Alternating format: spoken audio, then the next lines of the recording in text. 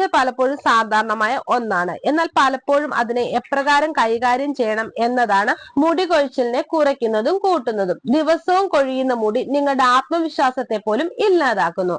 ഓരോ ദിവസവും ഇത് കൂടിയും കുറഞ്ഞും ഇരിക്കുന്നത് പലപ്പോഴും നിങ്ങളിൽ പല വിധത്തിലുള്ള പ്രശ്നങ്ങൾ സൃഷ്ടിക്കുന്നു.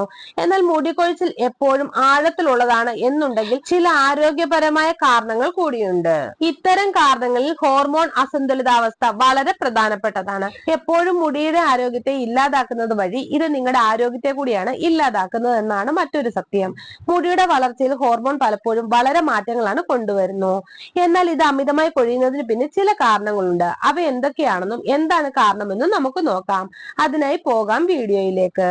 ഹോർമോൺ മുടിയെ സ്വാധീനിക്കുന്നത്. ഹോർമോൺ എപ്രകാരമാണ് മുടിയുടെ ആരോഗ്യത്തെ ബാധിക്കുന്നത് എന്നത് വളരെയധികം ശ്രദ്ധിക്കേണ്ട ഒന്നാണ്. പലപ്പോഴും നിരവധി ഹോർമോണുകൾ മുടിയുടെ ആരോഗ്യത്തെ എപ്രകാരം സ്വാധീനിക്കുന്നു എന്ന് നമുക്ക് നോക്കാം. ഇത്